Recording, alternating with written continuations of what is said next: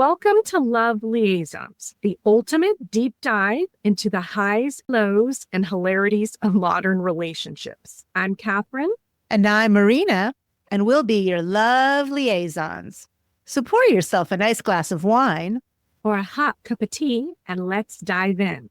Today, we are talking about social media and its impact on modern romance, how it can bring people together, drive them apart, and even redefine relationships. We have a guest, Gideon, my friend. He's a social worker and social media enthusiast, a meme connoisseur. We used to date a few years ago. Now we mainly have a reel-ationship, which, if you don't know what that means, it's like he sends me a reel, I send him a reel. So it's a reel-ationship. Welcome, Gideon. Hello. Nice to be here. Yeah. So before we get started, I want to tell you a little bit about what we're drinking today. Catherine, what have you got in your hands today for this? I have some sage tea. It's very good for oral health, blood sugar control. So that is what I'm drinking today. What do you have there, Marina? I have a glass of one of my favorite go-to organic wines. It's called Well Red, Red Blend. And I'm drinking Well Red today because I don't just like to read memes or texts. I really like to read a lot of books. But today we'll be talking about the role of social media on relationships. And as social media has really changed the way we date, whether it's sliding into people's DMs, making your relationship Instagram official, or sending memes back and forth as a form of affection. But the question is, does it help your relationship or is it destroying relationships? That's our question here.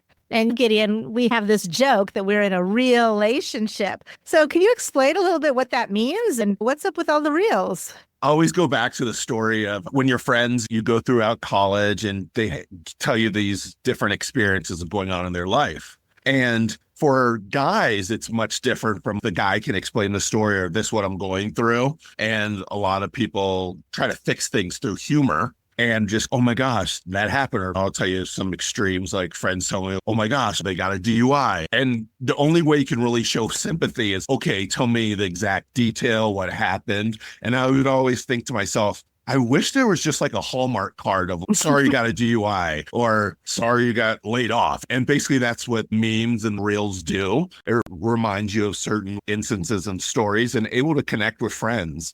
And then also it's a good opportunity to connect without actually connecting at that particular time. It's kind of like leaving a note at your friend's door and being like, hey, I sent you something whenever you have time, take a look at it, as opposed to someone calling you or texting you. You have that feeling like I have to respond to them right now. You might not check your social media for a week or so, but when you see it, I'm thinking of this person, that person is thinking of me and thinking of this particular story. Because I also think of like that song that says it goes down in the DMs because whereas people post one thing and then I think now in our world it's become like a bunch of silos because one person might show something to the whole world and then they'll show the weirdest meme privately to some friends. And that's who that friend is able to connect with as opposed to having that phone call. Yeah, so that's actually real. Some people feel connected, sharing funny stories or sharing some relatable content. It's like a digital form of intimacy. Yeah. Is that enough? Can a relationship survive just on shared reels? Don't you need to have real conversations? That's a good point. But then also that's that saying, a picture's worth 1,000 words. You might send something to somebody and they're like, oh, I remember when I was 21, I got drunk like this or this particular story happened. Instead of having that breakdown, you can both just look at it, laugh, and then move on. It's like a form of connecting because it's who wants that? We need to talk. And then the first thing you're like, okay, we need to talk. I get defensive. But then it's also, hey, I saw something that we both saw or you both can connect. Maybe we both experienced something in the 80s. And then I send you this reel and you're like, oh my gosh, that's what was going on in Russia or wherever. And then I'll be like, okay, like one of the ones you would get is the immigrant family or the Russians who don't smile. But it's the same way because I'm Ugandan and there's certain mannerisms that we have as well that you might see in a meme. I'm like, oh, I totally get it, where someone else won't. Yeah, I think I just sent you one the other day about the African father. Oh, absolutely. That's 1000%. The fact that you couldn't just come home and you were just lying on the couch. You always got to feel like you had to be doing something productive. But reels and images and emojis replace actual communication. That's the thing. I'll think of the example I shared with Marina earlier about how I found out about my cousin passing was announced on Facebook. And my other cousin texted me, but going on theirs and just seeing old pictures and connecting. And they were in DC. I was in Colorado. And so I felt like they were involving me, like video footage of what's going on here. But then it turned out that went to DC for the funeral. And I connected even more, but nothing beats face-to-face contact, but at least now kept in the loop. So it's really a way for you to connect with people. And not everybody's really that into it. And I remember years ago when we dated briefly, I actually got annoyed by all the memes and all the reels that you would send me. And I used to tell you, I want you to talk to me when you really have something to say. I don't want to get 10 memes a day. But now we live in different states and it is a way to connect. So it's gone from being in a real person relationship to now we're friends and we're at a distance. So it is a way of connecting and sharing funny things with each other. But to add to what you're saying, there's a lot of times that you guys are in the people talking field. And even as a social worker, the last thing you want to do is talk at the end of the day. But then at the same time, I see something, I'm like, oh, I thought of you in this situation. I would send this, which is being unconventional. But yeah, there's nothing that can beat the face-to-face. But at the same time, I think it's better than nothing. Sometimes it's better than something because say you two are friends and say you go through weeks where you're super busy. A meme can be a way of connecting as opposed to discussing your day or what's going on. And that can be exhausting. You still get the gist.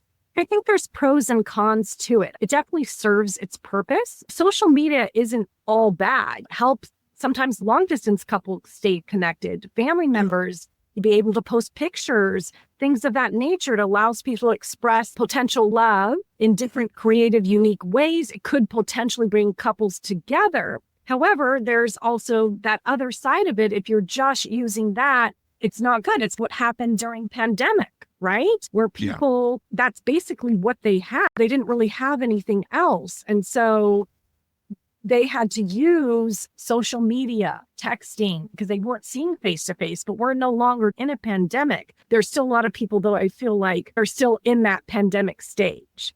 Yes. But then remember that with social media, you're actually the product. So it means they're trying to sell you so many things. So you have to be careful. That's why get out in nature and just get away from all that. But at the same time, it wasn't just the pandemic. What do they say? Is it Sweden are the most shy people in the world? And they would rather text each other than actually talk, and people connecting that way. Because there's also, even in relationships, if I'm angry at my partner, I'm not one of those people who would just want to sit down and talk and hash it out. I'm more of the one to be like, okay, I'm going to send you an email of my thoughts. Then you can reply that way, and then I'll sit on it or you sit on it or figure it out. That's smart because it gives you an opportunity to get all of your thoughts out and not say the wrong thing. But at the same time, that's one mechanism because some people might want to talk things out and some people might want to intimacy things out. There's just different ways to skin a cat. And social media is also one of those things of, hey, if you saw something going on in Paris and then remember this? Like I said, there's pros and cons, but social media can also have a tremendous impact on the way couples experience, negotiate conflicts, how they express love, admiration, affection. So resolving conflicts in a relationship involves what? Empathy, involves the ability to pick up on partners' cues. So how do you really understand the nonverbal cues or other subtle aspects of communication if that's all you're using? I always say everything in moderation. When people are putting so much into social media, it's going to have negative impacts. Oh, absolutely. I also say with social media, be yourself. Because there's people who might project one way on social media because they can create whatever avatar they want. And that's the thing with this new generation. But at the same time, even learning about what I learned about relationships, a lot of it would come from different reels. Because like they say, the smartest person, if you can tell me something in 30 seconds, and then I'm like, oh, actually learning what the true meaning of empathy is, or this is what this looks like. Because normally it wouldn't be a thing where I would go on YouTube and look it up. And I think that's also a masculine thing. We look what's around, but if everyone's just bottled up inside, the social media also allows you to see a video from a woman's perspective and be like, oh man, I didn't know that girls think this way. Or because if it's not in your forefront, then you don't think about it. And I'm sure many women figure out things about how guys think just by listening to a guy that they might respect. It definitely has pros and cons. Yes, absolutely. So one of the things we've talked about in our other segments is the role of attachment and attachment theory. And I know, Gideon, we've talked about this between you and me, and you've shared that you could be a little bit avoidant at times. And so communicating through memes, communicating through reels is a way for you to not feel so vulnerable. And it's a way for you to maybe safely get across what you want to say. Kind of like you were saying, I wish there was a Hallmark card for uncomfortable things. Yes, absolutely. Because it's like many ways to skin a cat. There's the 5 love languages. There's someone might need a hug, then someone else, you go and hug them and they might have that trauma of that's not something to do. But then you catch more bees with honey than with vinegar, because if I'm angry, I really don't want the person next to me. That makes sense. That's why they say go take a walk, go listen to some of your favorite music. The worst time to really communicate your thoughts, deepest emotions, feelings is when you're in that rage, in that anger. Absolutely. Yes. And then also I'm big on listening to the energy of the universe. Because all of a sudden I would find if I'm thinking about something and then all of a sudden there'll be a meme appear about it. I'm like, oh my gosh, because it's an algorithm. They can figure it out for you, because they always say you're a culmination of your 5 people around you. If you're like raised in a small town and all your friends are idiots, then it's actually, okay, I need to go to experts. Yeah. So I know you were talking about different love languages, and I actually think that sending memes is one of your love languages. So maybe there's 6 love languages. Absolutely. A picture's worth 1,000 words. Yeah. I wanted to shift to a different phenomena here. We wanted to talk about how people are using social media now in their relationship, and something that almost feels as serious as meeting people's parents when you post your partner on social media. Like you post you're in a relationship, or you post their picture, like a status symbol or a sign of commitment. So Gideon, you shared with me you're in a relationship with a lady now. Is that correct? That is correct. Yeah. And so do you post your new girlfriend on your social media? I actually haven't stalked you, so I don't know. Yes. And it's also like a part of a thing of you can be private, but also if you're posting your life, that person's an important part of your life. It's okay. Like also one of those memes, there's a joke about guys don't share anything. They could be getting married and all they'll post is a picture of the sky, like big day. And then people will never know. But I feel like if you're authentic, then you're going to, obviously you don't overshare, but it's a great way to connect with others' lives, watch friends and even kids grow. I remember watching this, when you say congratulations, in your mind, you're putting that story together. But I will say it's like a double-edged sword, because it's good to post your partner, but at the same time, it's almost smart too, because like you don't post them. And then of course, people's will be in the girl's ear. Oh, what is he hiding? It's almost going out in front of whatever's going on. I wanted to comment on that because if you think of Facebook or other social media, Instagram, it's a huge thing where people will post, okay, I'm in a relationship or I'm single. And it can cause a lot of arguments in a relationship. If one person posts, I'm in a relationship, another person doesn't, maybe they just don't like to be on that, or there was a lack of communication. But people sometimes will share their best lives. So there's a lot of pros and cons with social media, right? Yes. These real relationships. And so couples will compare. They'll say, oh, look at the fabulous vacation they went on. Or look, they were dining out this week. We don't go dining out. So it can cause a lot of issues. That whole fear of missing out called FOMO, the idea that someone else is having a better time than you are. And so this can impact mental health, well-being, possibly making people more depressed. And so for me, I think there has to be moderation. I saw my partner constantly on social media or constantly sending memes or just texting.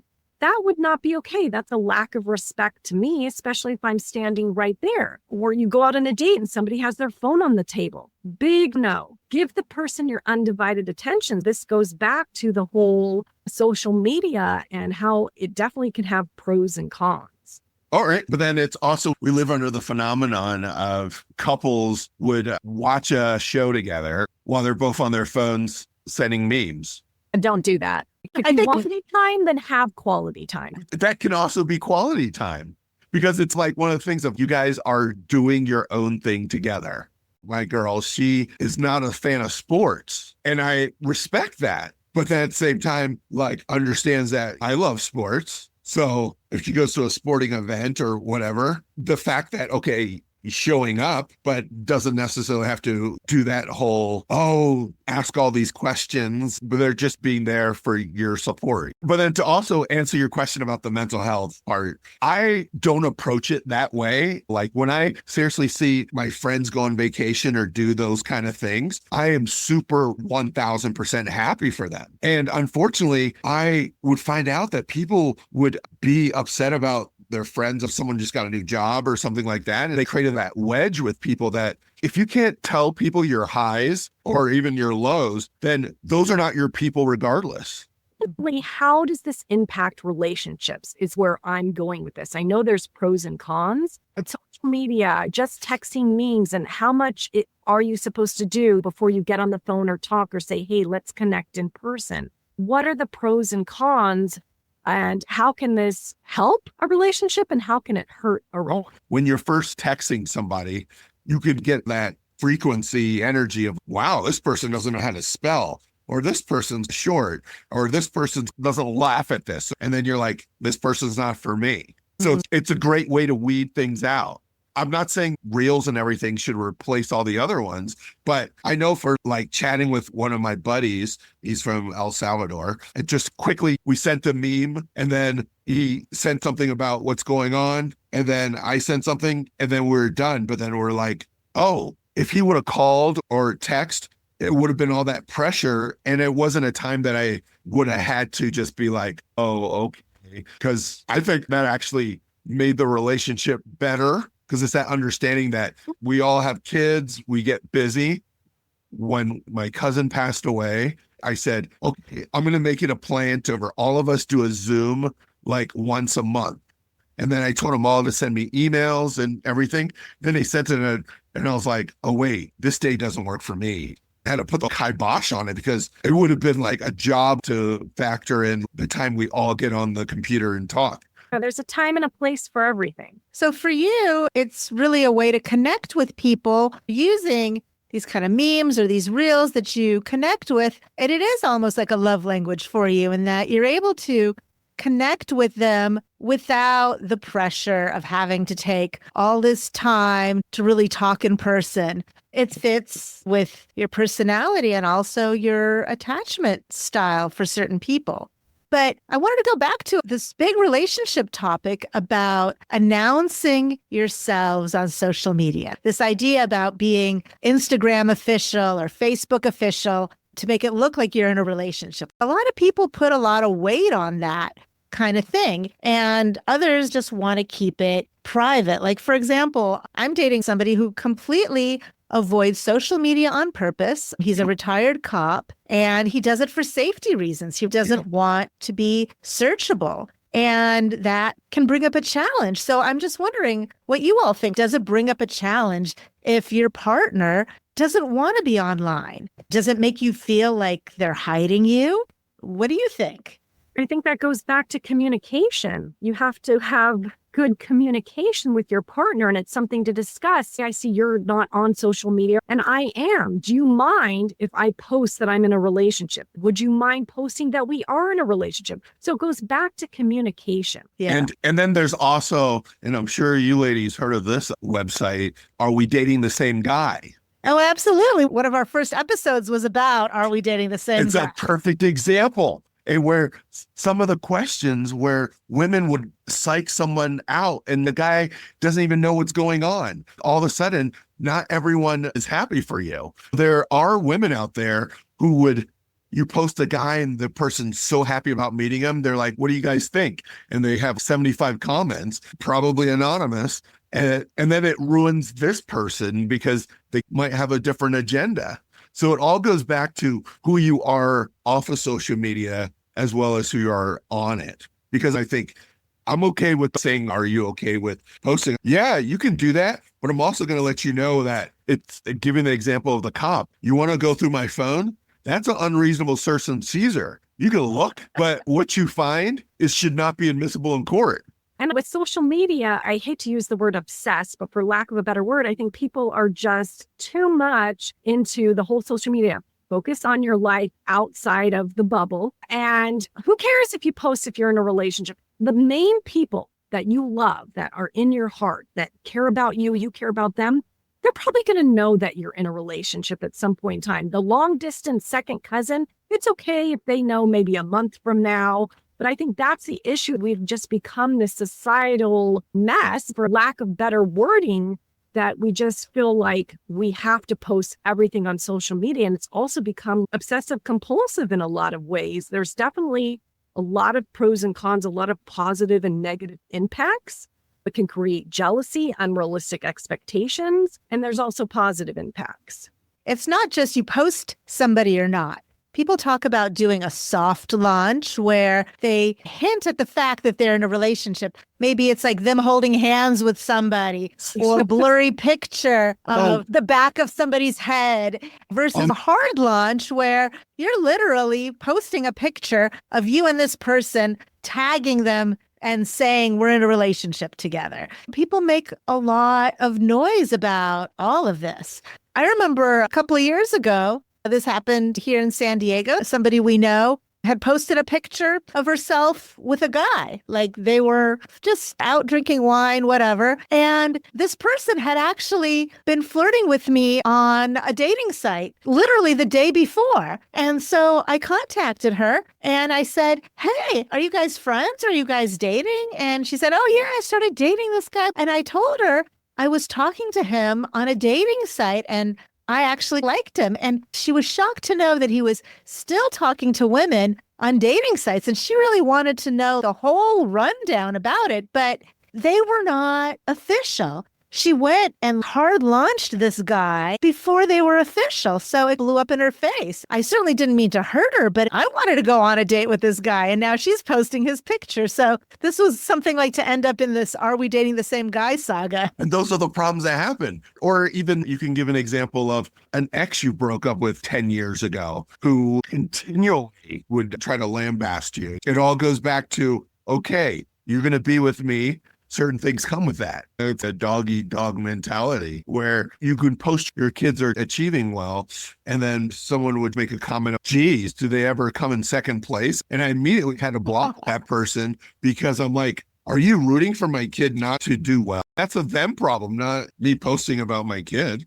But your kids are always first in your life anyway. So there's definitely the negative impacts like jealousy and insecurity. You could see your partner or the person like someone else's post and can spark fights, unrealistic expectations, Facebook, Instagram, everything looks perfect. But in reality, they just had an argument 10 minutes before and they go, okay, let's just take a selfie really quick and post it on Facebook so people know we're having fun in Jamaica. So you don't really know what's happening. There could be privacy and trust issues. Is your partner sending someone else a message? It can lead to addiction, neglect, couples scrolling instead of having communication one-on-one. But there's also the positive impacts, like long distance relationships. This gives them an opportunity to see pictures, meeting new people. There's a lot of apps on Facebook about meeting people, girls groups, all of that. People who are new in town. So it can strengthen bonds. It can have creative affection. We were talking about memes and love languages for sure. I was just going to add, me being in Denver where there's not a lot of diversity. So connecting with my friends from back home, it kind of would lessen the depression. So if I didn't see that this person's in a relationship, it's still like my boy or my cousin, but we don't pick up the phone and talk because we're all hella busy. The issue is be who you are off of social media. Someone might have 1,000 or 10,000 followers, but when they're sick in the hospital, only 3 people show up. It gives you that false illusion that, more people are around than actually not. But then it's also an example where you said a couple was fighting 10 minutes before when they were in Hawaii or wherever. But then it also reminds them like, hey, sometimes they need to hear, oh my gosh, you're having so much fun. And then you're like, you know what? I am having fun. Let me have fun. It's like their own pep talk. Some people listen to like morning affirmations to avoid negative self-talk. But if it wasn't with social media, the world can get isolating, I guess, false brotherhood. But then what's the alternative? They can't just hop on a plane to DC anytime. I mean, you can have phone conversations, but that's the same thing where people have 100 likes. Who are these people? What are they liking? And why can't they comment? It goes back to the song you said by Chronix, likes, everybody can do a like, but what about the love? Maybe I'm getting the song really No, you wrong. got it. I'm not going to sing it, but it's so true because it's just really all those people liking. Maybe they didn't even read it. Maybe they just liked the picture. What did they actually like? I always go back to this question of last year, 50% of men have not experienced a hug. And that reminds me of the new Drake song, Give Me a Hug. People need hugs today. That's what I'm talking about. There is definitely a role that social media plays. But at the end of the day, if that's all that you have, there's going to be a major disconnect, in my opinion. You have to have that social interaction, whether it's a romantic relationship, a working relationship, a friendship, what have you. You need to get a hug. You need to be able to look into someone's eyes. You need to be able to have that meaningful connection. When you lose those meaningful connections, guess what happens? But at the same time, we live in a world where people work from, like, you go to the grocery store and you choose the option of self-checkout. And there's only so many hours in a day. And people are overworked and over everything. So you have your tea and you have your wine. Sometimes it's what you do to get through. And you have your memes. You work from home. There has to be, maybe not every day, but a couple days a week, there has to be some point in time where you are getting out of the house, actually talking, having conversations, or what's going to happen to society. Who are we going to be as people? Nothing beats face-to-face, but at the same time, there's a lot of jerks out there. So everyone's in rush hour traffic, and it's almost better that people are not communicating, because once people open their mouths, then you're like, go away. It's all how you respond to it. We can't control other people, but we certainly control how we respond to other people. There's fight, flight, or freeze. And, this person's super chatty, or this person might be negative energy.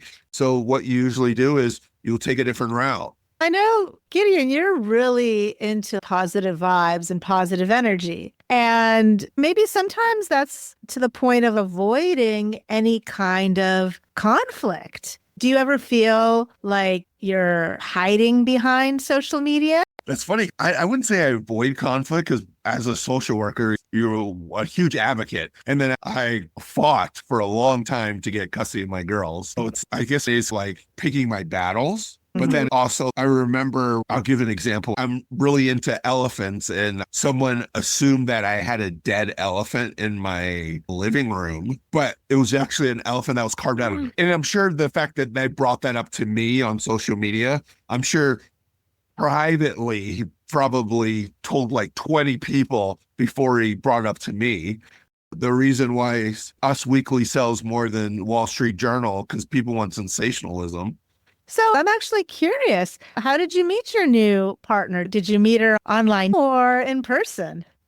We met online, and that goes back to the algorithm. But it turned out that she had so many commonalities and qualities and all that. I was like, huh. Like the thing I was joking with you earlier, you laughed. She's Ukrainian. Oh my goodness. They say don't meet a person at a bar. And then if you don't go to a bar and say you go grocery shopping or whatever, I have my ear pods on. I'm focused on my food and what I need to get, and I'm in and out. At least that's an option where if someone stops and talks to you in the middle of the street, you're like, what are they trying to sell me? At least when you meet on the internet, it's just, oh, this might have potential. Singular purpose. Yeah, just looking for whatever type of relationship. So I get what you're saying. I've met people at bars and it's been fine. I'm not downing meeting people at bars, but I don't go to bars anymore. Maybe I became avoidant of people in general, but you go to the gym or I go to concerts and stuff, or just be out in nature with my girls. But going to dance clubs is not really my thing anymore. Yeah. So I know you spend a lot of time online on social media. Does that ever come up in your relationship, like jealousy? Because I know it's come up for me in the past with other relationships.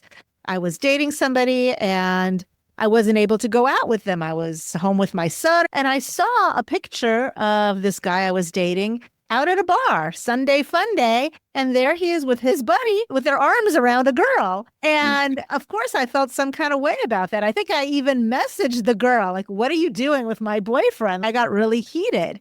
It could have been a random girl in the bar.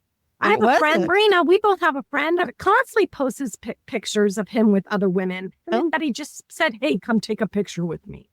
Thank goodness it's not that issue in this relationship, but it's just kind of, the nature of a woman. But people can always try to do that because people might not be happy for you, like haters who are close friends. Do you think couples should talk about social media boundaries and expectation? Definitely. I think 100%. I'm really big on expectations early on. Even in a dating profile, I think you need to put on there exactly what your expectations are. Some people love posting everything and some people are private. So there has to be that balance. I'm sure you've probably had a podcast on this before. Like you said, you have to be out there and very specific of what you want and all that. And to me, I'm actually the exact opposite because your actions are going to tell me who you are. And there's people, you can tell exactly what you want and then they can fake it. And then that turns into gaslighting. And you're like, wait a minute, like people will reveal who they are. So you don't have to tell me what you are. Your actions will show me. You don't need somebody to give you all of the names and labels up front and see what they really do, what their actions show. Yeah. And their social media does give you a glimpse. And like, for example, back to Maryland, where I was raised, some of the guys from elementary school, and I see them now in social media, I'm like, okay, I can see that. It's like how you do one thing, you do all things. Yeah. Wonderful. We've learned a lot, the positive and not so positive impacts on the role social media plays in relationships. We definitely want to say thank you, Gideon, for coming on. Yeah, pleasure. Thank you, guys. It's been fun. If you like this episode, follow us on social media. We're on Facebook. And definitely DM us your thoughts on social media and relationships. And also send us your favorite meme or reel, and maybe we all can be in a relationship as well. Wonderful. So I'm going to take a sip of my tea. And I'll have another sip of my wine. And I'll drink my H2O. Thanks for tuning in to Love Liaisons. So keep sipping. Keep loving. Keep laughing. Cheers for now. From your Love Liaisons.